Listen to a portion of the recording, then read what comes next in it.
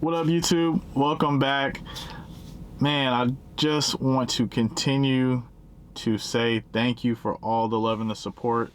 Just with these last few videos, the Rounders series has come to a close, and it was a lot of fun, a little bit bittersweet, but I am definitely ready to get out of Sacramento. So we're in the car right now, just packing up, getting ready to head to our next destination, and I'll see you there.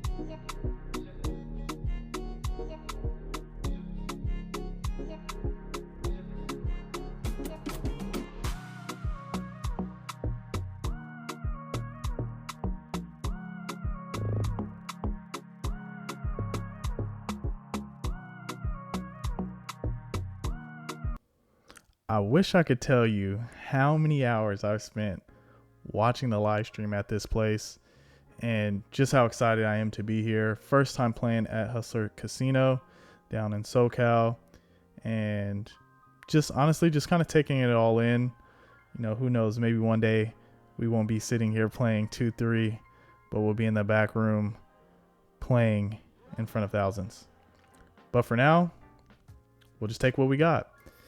And as I stated before, this is my first time playing here, so I don't really know any of these players, their play styles, what they like to do, any of their tendencies. So in situations like that, really what I like to do, honestly, is just really listen to table talk, pay attention to sizing, VPIP, how often people are getting into pots. What I've been able to find is that there's a Baccarat player to my right and a PLO player to my left, which means I probably won't be playing a lot of hands until I get a premium, which I do in this particular case. I pick up ace queen. The guy to my right actually jams over my raise and has pocket aces. So first hand, not going too well. On the bright side, he only had $70 in his stack. So I guess you could say I'm running hot. I guess kind of depends on how you look at it.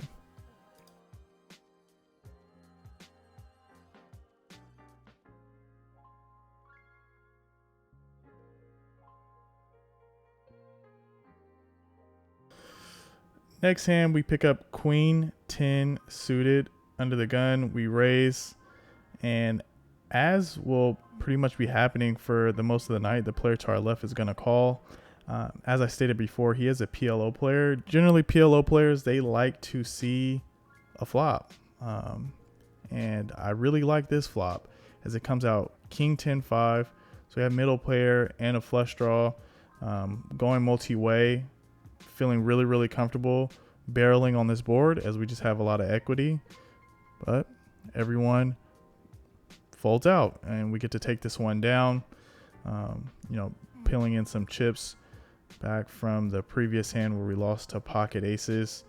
And it's very, very important when you are playing in a new place that you pick up on the table dynamic as quickly as possible. And use that to your advantage, right? If I know the guy to my left is calling, that's going to allow me to be able to widen my opening range just a little bit, knowing that I'm not going to get 3-bet as often, and prepares me to know that more than likely a majority of the hands that I open are going to be kind of like a bomb pot, right? Or the person behind the person behind the person is going to feel priced in, and I'm going to be seeing a lot of multi-way flops. So mentally I can get prepared for that.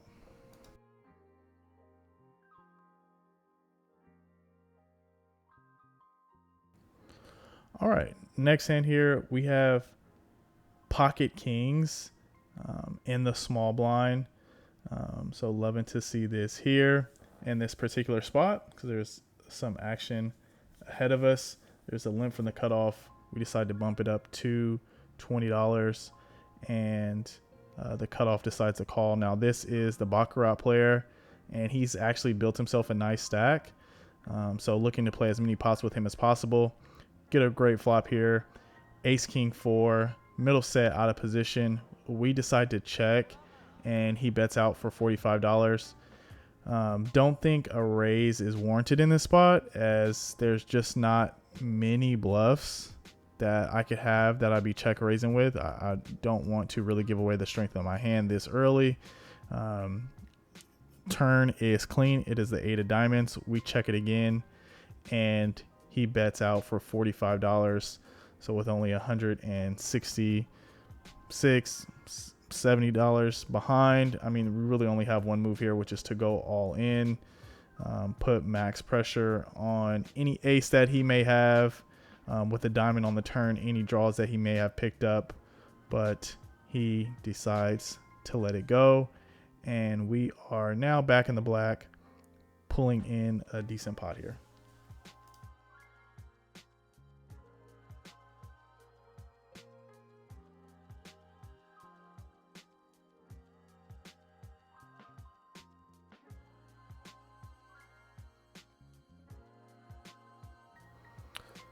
Moving right along to the next hand here as we look down at Jack 10 suited under the gun.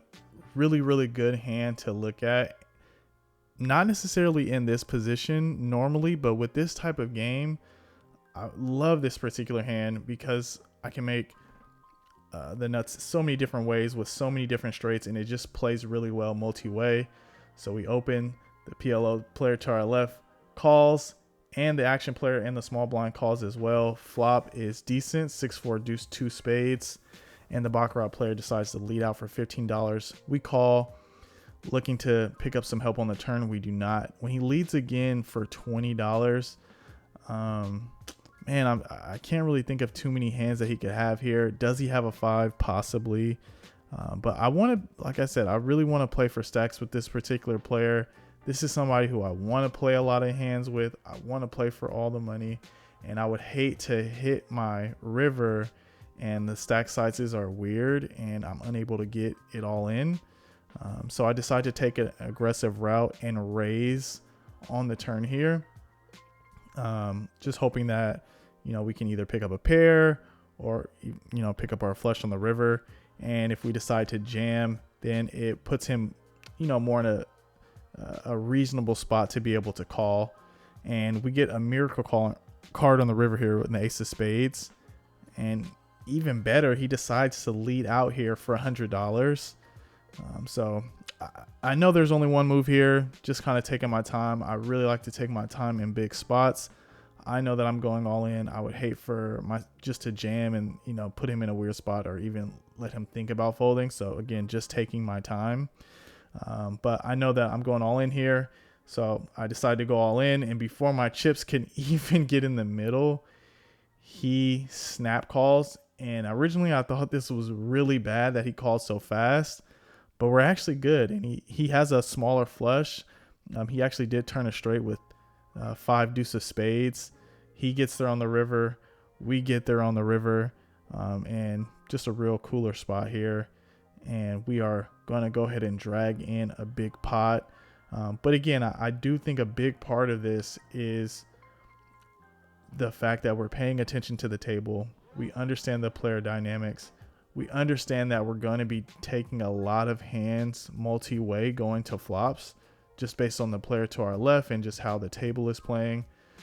And we open that, or we take that with open arms here, playing a really good hand. Again, that plays really well multi-way in Jack 10 of spades. We get snap called, and somehow we are good.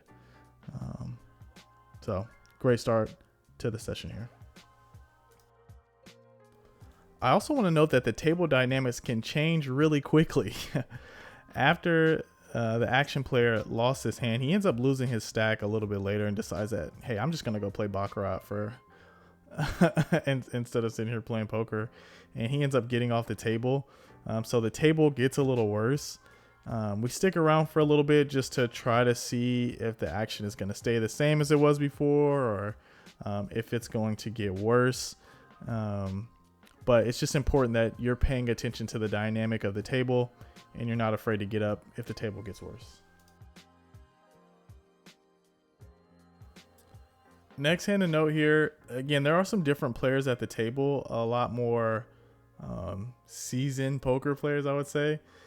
So we are going to end up playing a little bit more standard here, as there's a raise from under the gun +1. We look down at pocket sevens on the button, decide to call, and the big blind comes along. The flop is not really good for us. It's 10-9 deuce.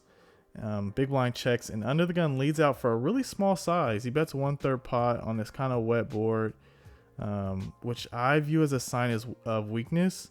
You know, I think that if he had a really good hand, he would try to go at least half pot or 2/3. So we decide to float, feeling like we can kind of take away a lot of pots on turns. And so when the flush draw comes in and he checks, we decide to go ahead and bet, and our plan works out and he lets it go.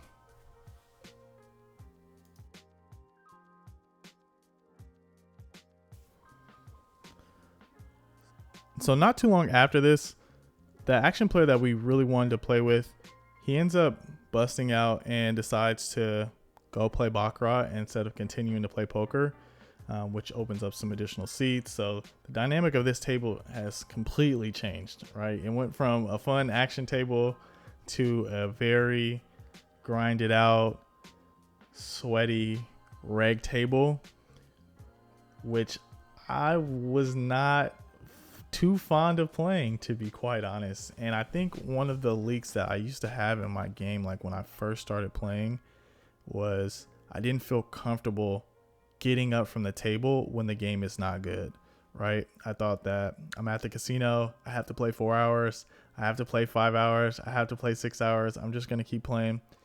And it's important that, you know, you do shot take and you do play in tough games and things like that to get better. You know, still iron sharpens iron, right? It's important for you to play against better competition to sharpen your game. However, it's also important that if the game is not good and you're not enjoying it, it's very, very important that you know that you can get up from the table. So I just want to let you all know that, you know, if you have that leak, you're sitting at the table for too long, you end up losing, you know, your whole stack because you're playing in a game that's just not great. You know, really evaluate the table, understand the dynamic, is, you know, continue to look at the game and determine if it's good or not. This game, in my opinion, is no longer good. It's not something I want to continue playing in, so I'm going to rack up and leave. I think that's a very important part of your game to be able to have, is to be able to discern if you should continue to play or not. I'm in Los Angeles. I can find much better things to do than stay in a sweaty 2-3 game, so I'm going to go do that. Thanks for watching. Like, comment, subscribe, and I'll see you in the next one. Peace.